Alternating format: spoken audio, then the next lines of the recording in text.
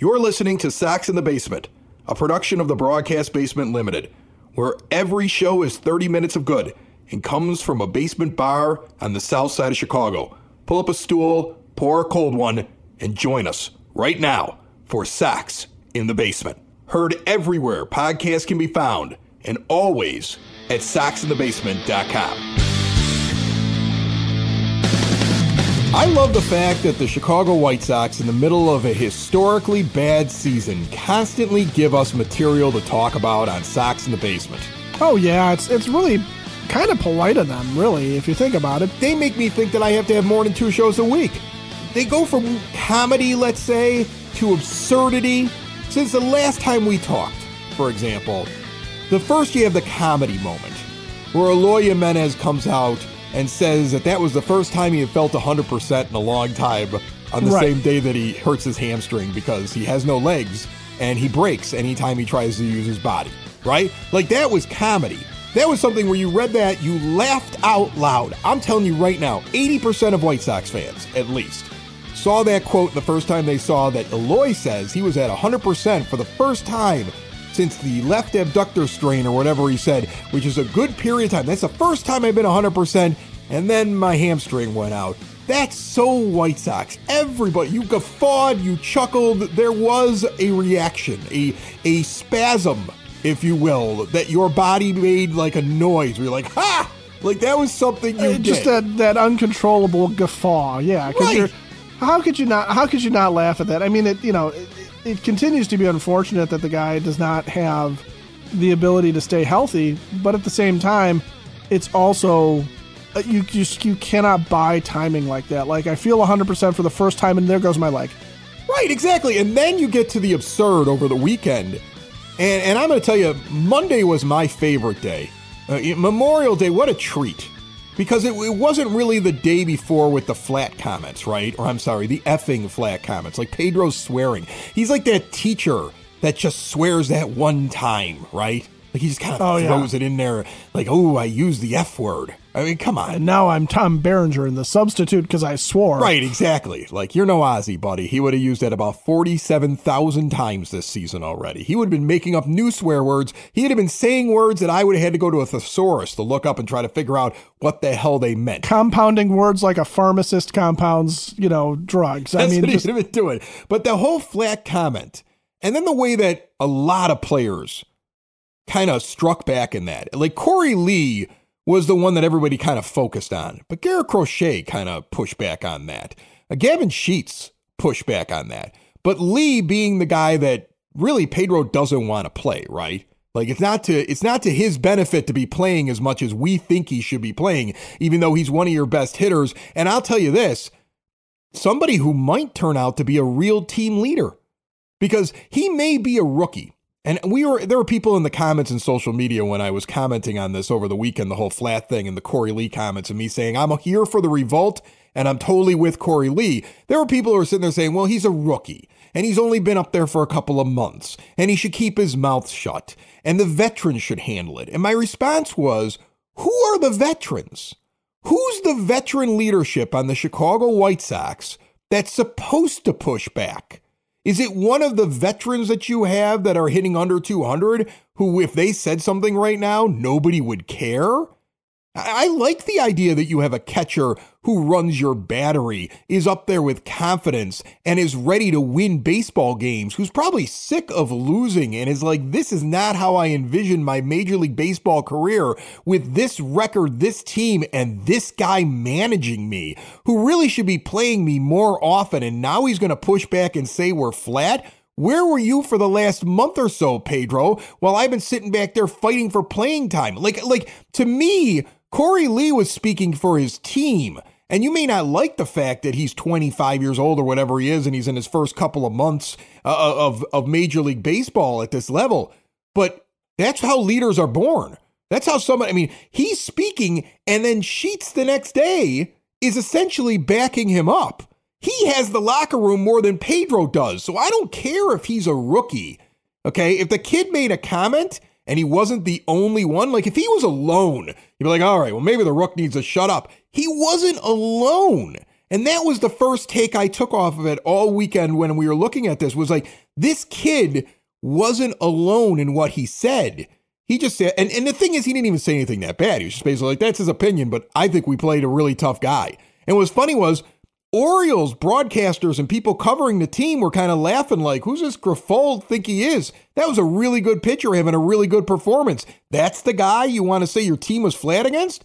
They've been a lot worse against a lot worse pitchers this year than that game.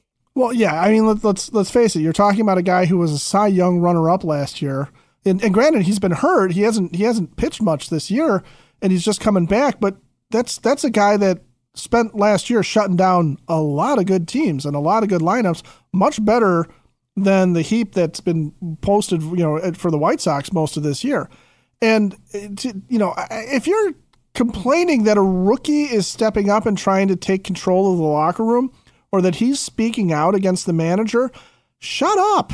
What is this thing that only a veteran can take care of it? That's where you get into problems, where you're sitting there going, we can't bench Andrew Vaughn because he's our locker room leader. Well, yeah, that's perfect. I was just thinking that when you said it, Ed. That's the perfect name to use there, because last year I was told he was the leader. I hadn't seen anything that made me believe he was, but the PR department deemed him that. The organization decided he was that. And instead, we have one that naturally did something that somebody in the locker room who is a leader would do. And I don't know if Corey Lee will turn out to be a leader. Corey Lee could be hitting 215 by July. I don't know what he's going to be doing. But in this moment right now, he's done more to make me think that the locker room listens to him than Andrew Vaughn ever made me think. I was just told by the PR machine that is the Chicago White Sox that was the leader. I haven't seen him do anything. I haven't seen him lead by example, that's for sure. Well, and the other part of this, too, is that you run into these situations where, for years, and I'm not picking on Jose Abreu, but for years we were told Jose Abreu was the leader in the locker room, yet Jose Abreu himself seemed to kind of bristle against that. Like, he wanted to go out and lead by example, which is fine, and be the ultimate professional, right? And that's why he even let himself get sent down by the Astros recently. But he was not the vocal locker room guy. Paul Konerko was sort of a hybrid of lead by example, but he would say something when he needed to. He just was in an era where he didn't really need to push back against Ozzy over anything. He probably did. I mean, I seem to remember once or twice he did, and Guillen respected it. Guillen sat there and said, well, put a C on his chest. He's my captain. Like, there was... Right. So, were there other veterans? I mean, there were guys on the 2005 White Sox that, frankly, I think you could argue had more seniority than Paul Konerko to a certain degree. Frank Thomas, first ballot Hall of Famer, had more seniority than Paul Konerko. Carl Everett, I think, had been in the league a bit longer than Paulie at that point. And you don't have to ordain Tommy Pham the leader because Tommy Pham's 35 years old. You don't have to ordain Eric Fetty the leader because he's the oldest pitcher on the starting staff. You don't have to ordain... Wisdom and age do not mix in real life or in baseball, okay? Especially if you're going to get rid of those players because you keep talking about moving them. Like, maybe let natural leadership that's controllable for the next 5 years blossom inside of your locker room. And history is replete with catchers being the team leaders. Corey Lee is involved with the pitching staff. He is a position player. He is in the lineup. He can sit there and say, flat my ass, Kyle Bradish is a really good pitcher. Corbin Burns is a really good pitcher. These guys are really good. The Orioles are really good pitchers. We're trying hard. We're busting up there. We're trying to do what we can. We got overmatched, man. Tip your cap to those fellas. He can do that, and Gavin Sheets and the other guys in the lineup can sit there and go, hey, that's true. I was really concentrating hard. I was really focusing. That guy's really, really good, and he was on today. Man, was he on. And you can be not flat, right? But Corey Lee can also sit there and step up and talk for the pitchers and sit there and say, it's not their fault either, okay? It's not Garrett Crochet's fault that we didn't score any runs, and he can defend. Catchers are naturally put in leadership positions. That's why there's a ton of ex-catchers that become major league managers too. I don't know why Pedro right now at Memorial Day is sitting there deciding that now he's going to be feisty, now he's going to be angry, now he's going to be the big accountability guy, when if you're going to sit there and pick on this and you're going to pick this apart, you're going to sit there and go, two of the guys that have consistently performed all year, and Corey Lee and Gavin Sheets are the ones speaking up. They have the right to speak up. They are the guys that are going to take this team forward.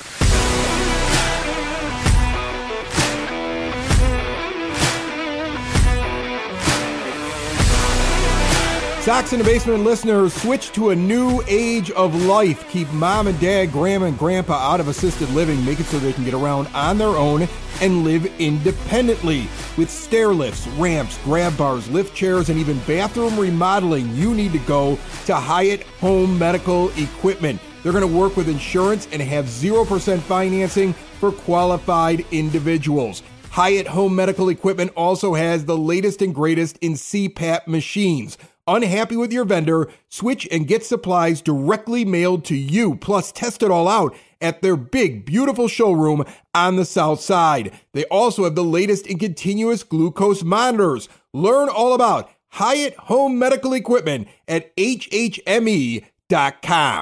We have a former first-round pick who sputtered when he first tried to debut with the Astros, got traded to the White Sox and sputtered at the end of last year, who did not make the team out of spring training except for when Stassi ends up injured.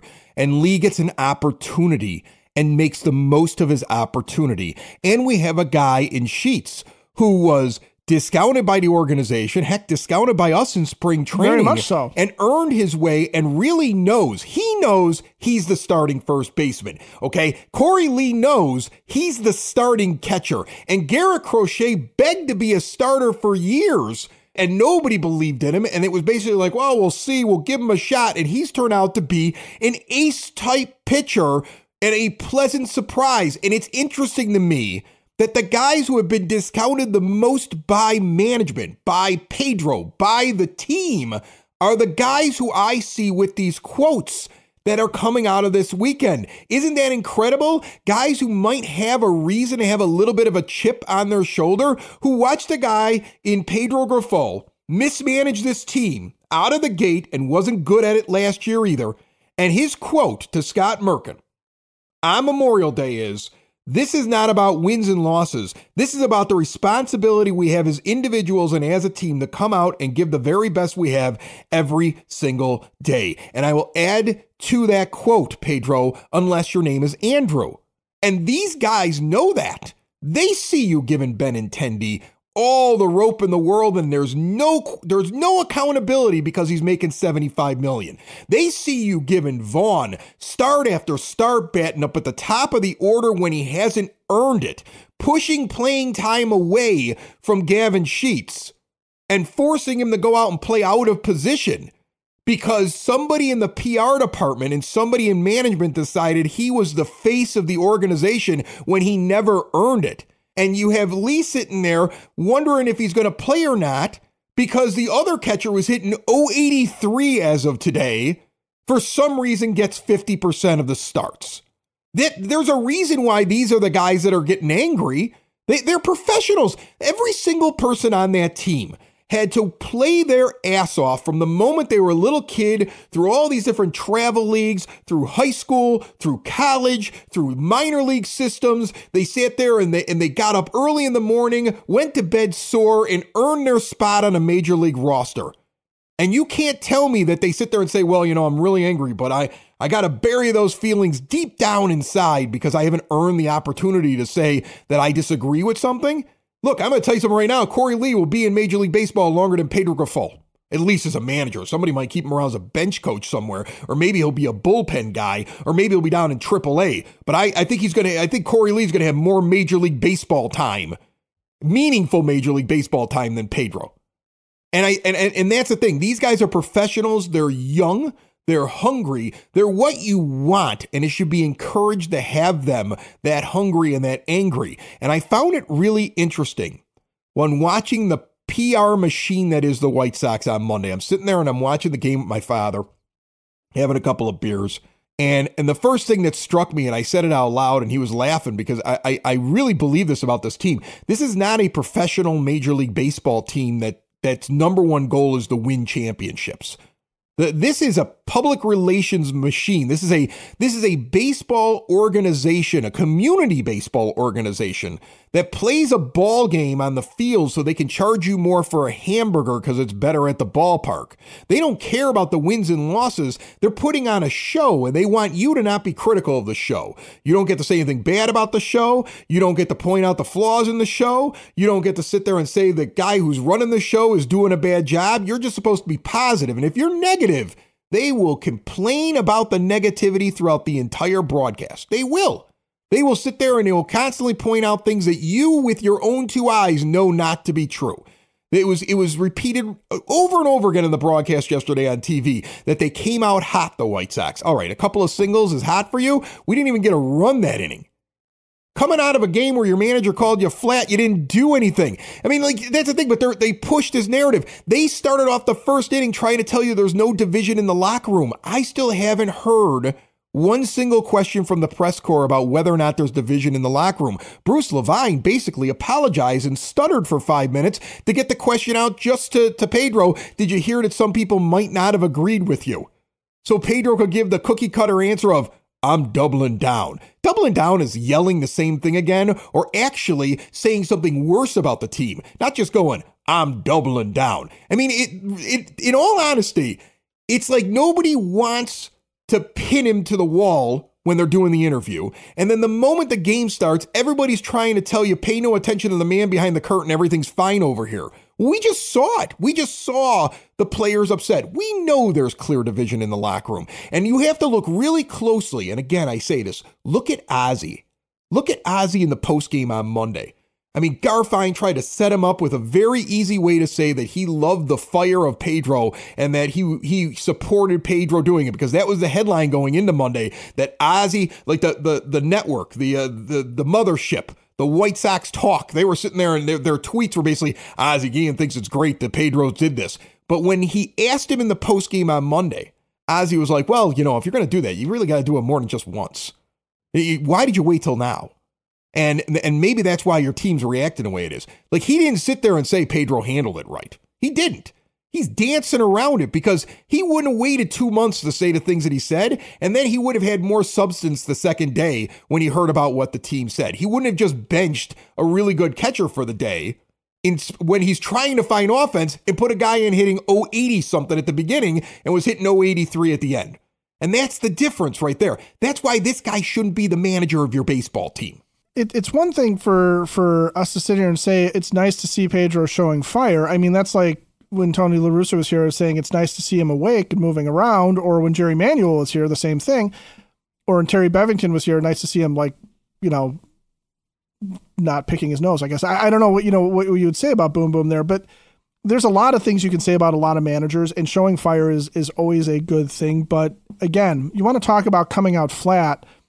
You came out flat in March and April and for the entirety of May. So why not sit there and say in early April, why are we coming out flat? We need to figure this out. What are you guys doing? Get some hits, refocus, go the other way, try and get the bat on the ball. Coach these guys, do something about it. And don't just sit there when you get to Memorial Day. You and I get to sit here and say, as your dad has always told you, at Memorial Day, you are what you are. You and I get to sit here and say that. We could be fiery on Memorial Day for the first time if we want to, because we're not major league managers and we're not in charge of this team. But the whole thing was the culture of accountability that was going to be part of this White Sox team and this White Sox era of baseball. And you can't wait 2 full months into the season, then all of a sudden get pissy that the team's not coming out really smoking hot against a team that last year made a deep playoff run, and you can't sit there and all of a sudden get snippy with your better of your 2 catchers because he spoke out and was like, hey, that's not fair. That's basically what Corey Lee said. It's not fair to us, and you can't sit there and just say Ozzie loves what Pedro's doing when Ozzie doesn't love what Pedro's doing. Ozzie clearly hasn't loved what Pedro's doing, disagrees with how Pedro's running things. He might be appreciative of a little bit of fire, but again, what's the point of fire if you're not going to do things differently? And I'm sorry, but benching Corey Lee for Martin Maldonado, if that's putative because Lee openly disagreed with his manager, well, that is just junior high baby playground BS. Okay, that's the kind of thing that little league coaches do because my dad was too vocal and this other kid's dad was nicer about it. So I get sat on the bench. Well, actually, I got sat on the bench because I sucked at baseball. But the players see that. The players have to see that. Think about this. Pedro made it worse on Monday. Even Martin Maldonado, I guarantee you, I know the man's got pride. He's a major league player, but I guarantee you, he understood the assignment when he was with the Astros. He understands the assignment now. His job is to help Corey Lee take his job. And Martin Maldonado, I'm sure, looks at that and goes, well, that's stupid. He's outplaying me. Think about this. Think about it on your couch. Think about it in your car. Think about it while you're having an award-winning burger, sitting at the bar at Cork and Carry at the Park at 33rd and Princeton, the proud sponsors of Sox in the Basement, pregame, postgame, in-game. Bring the whole family over beforehand. Get them fed before you head over to the ballpark. See more at corkandcarry.com. But Pedro lost the locker room even more on Monday with his actions. You don't think that they notice that you've got two guys that you're always batting in the top five in Andrew Vaughn and Andrew Benintendi, who just consistently are just shoved in there, and he'll give all the time in the world to, and he won't take them out, and if he does bench him, he benches them for a day, and they're back for the next 6, right? So you don't think that those guys don't see that. But then after the flat comment, you take the young guy in Ramos, who I know had 2 days where he wasn't getting a hit or anything like that, but you put him on the bench. You took the young guy in Lee, who said something, and you put him on the bench. The young guys are the only guys in which there's accountability from Pedro. It's never the other guys. It's just a certain group of guys that have so you're cherry picking who you're going to hold accountable. And then here's the thing. In the 9th inning, when he's trying to get runs to come back in the game, what does he do? He puts Lee in. Because he knows that Lee's a better hitter than Maldonado. What does he do? He brought Ramos in the 9th inning too. So if you're a player and you're watching this, you're sitting there going, hold on a second, let me get this straight. I'm not good enough to start in this game. So-and-so over here is never held accountable. But when you need a run in the 9th inning, now all of a sudden you want my bat? Why didn't you want my bat for the other 8 innings? These guys aren't stupid. They're not. Any athlete, an athlete at the high school level would look at his high school coach if they did it and say, you know what, forget this, I'm out. I don't even want to be a part of this. Like any athlete at any level, if they saw that kind of management in the locker room, that would cause problems in the locker room. He made it worse on Monday by doing what he did and then basically showing them all when the chips are down and I need a hit, I'm going to go grab these guys that I put on the bench during the day. But I went and I started the other guys that I never hold accountable for anything. And that's why he shouldn't be here anymore. I mean, it's crazy to me. Any other manager in any other organization at this point would have been fired. Would have been fired long ago and definitely would have been fired on Monday afternoon after that game was over. Definitely would have been fired. Okay? You are off to a historically bad start. Your locker room is split. You actually made it worse yesterday in day 2 of it. After you heard the discourse on Sunday, you made it worse with the way you reacted as a manager. There's no way that that's doing well in there. You got to use your PR machine to try to convince us all that we don't see what we actually see. I just don't understand it at this point. At this point, the only explanation, there's only 2 possible explanations, okay? 1, Chris Getz is not allowed to fire him because he's under contract for the end of this year and next year, and that's just a Jerry Reinsdorf thing. Or 2, Chris Getz is lost as a general manager. Just absolutely lost as a general manager because he won't get rid of this guy. It's one or the other.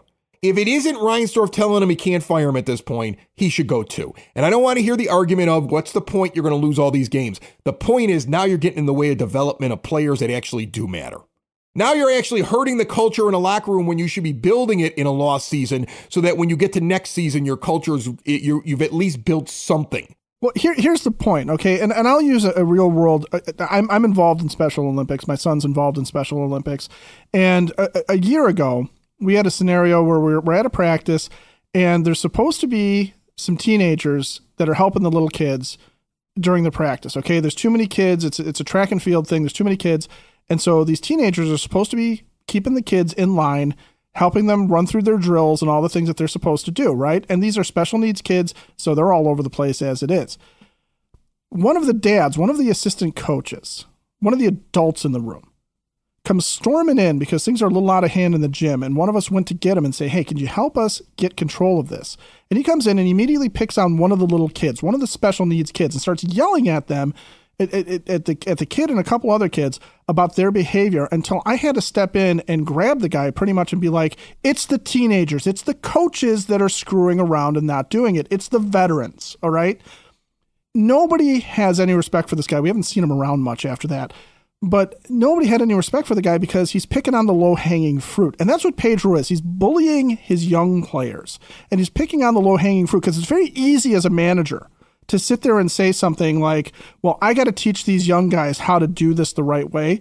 But if you watch veterans not getting it done, okay, and I don't know that Andrew Benintendi, for example, isn't in the locker room saying, expressing his frustration and telling these guys this is not how you do these things and being a leader. I don't know that for a fact. I don't know that Andrew Vaughn's not doing it. But Pedro not holding a veteran accountable the same way he's going to hold Brian Ramos accountable, the same way he's going to hold Corey Lee accountable or a young guy accountable, is just the definition of poor management, because you have to be even-handed. You want to show these guys how it works, then it doesn't matter what your contract status is or how old you are or how many years of service time you have.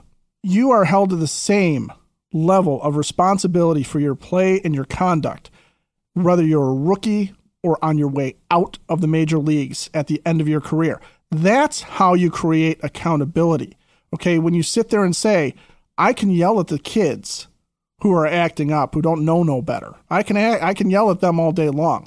But if the veterans who are also acting out and not doing their job, who do know better, are getting a free pass, then that means I suck at my job and all I am is an overpaid bully and a crybaby. Because then I go to the press and say, well, they're flat and I'm doubling down. So that's all you are, Pedro. Okay? Meanwhile, we're recording right now before we find out the move. So I'm curious what you think is going to happen. Mike Clevenger to the IL with elbow inflammation. Jake Woodford is coming up to make the start. He needs to be added to the 40-man, so somebody's losing a job. They could put Eloy on the 60-day and just sit there and go, we're done. That's the thing. Like, at some point, he becomes untradeable. Like, he's got to get back and start hitting like crazy for you to get a bag of balls for him before the deadline, because you're not picking up his option at the end of the year, right? You're not picking up his option. You're not picking up Moncada's option.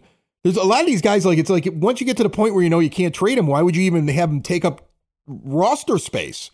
You might as well just leave them out because they're not part of the plan. Yeah, and then it's up to them to prove with their agent that some team should take a flyer on him next year. Well, now, getting back to your point about Chris Getz, either Chris Getz needs to go too, or Chris Getz is just being hamstrung by Jerry. It's decisions like this where we get to see whether or not I think Chris Getz is overwhelmed or overmatched, because if his personnel decisions with the players make sense, then you can sit there and say, okay, there must be some other reason why he's not getting rid of Pedro. I felt like he's made sense most of this season. Like, he actually has been handing players to Pedro, and it almost is like you get the feeling like he can't take Maldonado away from Pedro because he doesn't have anybody else to be the backup catcher. And if you give him another veteran, he's just going to put that guy in. Yeah, that's just it. And you don't necessarily. I'm guessing that he's looking at what he has in the minors as far as young guys and journeymen. And he's probably sitting there going, "Well, it doesn't make any sense. I'd rather have Maldonado up here." And it might be something too, where, like I said, Maldonado might understand what his role should be on this team, but he's just doing what Pedro tells him. If Pedro puts him in the lineup, he's going to go up. He's going to go out on the field and he's going to line up and he's going to take his at-bats. Over the last 6 days, Corey Lee has played the last 6 games. Corey Lee has played in 3 of them, and Maldonado has played in 3 of them. And that's just, you shouldn't be doing that. It's baffling. And it's weird because your quote, and I read it earlier, was this is not about wins and losses. That's what your manager said. Your manager's about trying to build here. He knows that he has no chance of making a playoff, so wins and losses don't matter. And yet he still feels like he should throw this Maldonado out there. Like, he's still, like, I mean, I don't know how that helps the development of the catcher either. I've heard this argument of like, well, you're using up his knees when he's young. Give me a break. Give me, that argument drives me absolutely nuts. Like, I'm not saying he should play 7 out of 7 days, guys. Okay. But he's more than a 50-50 split. He should be able to handle a regular workload that a catcher in Major League Baseball as a starting catcher should get. He's earned it. That's why he's annoyed. Gavin Sheets should be standing at first base instead of dropping balls in right field. You don't think that aggravates Gavin Sheets? You don't think he's tired of that? You don't think he knows. You don't think he doesn't know that he would be much more comfortable standing at first and that he's earned that spot? So why does he have to go out there and be ridiculed for dropping fly balls? He don't want to be ridiculed. Not only publicly ridiculed, but Gavin Sheets, when he's playing out of position, and he might be trying his best, okay? But when he does that, when he makes those errors, when he drops those balls, he also has to go and he's got to feel bad for the pitcher that he let down, right? Because that's his teammate. That's still his friend. It's not like, offense and defense on a football team where they may not talk to each other or something like that, or they have a rivalry. I'm pretty sure Gavin Sheets, when he drops a fly ball, is going to go up to whoever was on the mound and be like, I'm so sorry, man. I'm trying out there. And, and I'll try and do better. And you have that natural, like, damn it, I let my team down, right? And I'm guessing Gavin Sheets is not that guy, okay? This whole thing is just, if it's player development, then Chris Getz, his moves will continue to make sense from the standpoint of, I'm taking away all of Pedro's binkies and security blankets so that he can stop going wah Martin Maldonado and actually start playing guys that matter. Corey Lee should play about 120 games this year. That's about an average workload for a major league starting catcher if there's a primary and if it's not a strict platoon or a straight split between two guys. Instead, he's going to end up playing 80. He's going to play about 80 games, which is crazy. Sox in the basement. Sox in the basement. Sox in the basement. Sox in the Basement. Heard everywhere podcasts can be found, and always on soxinthebasement.com.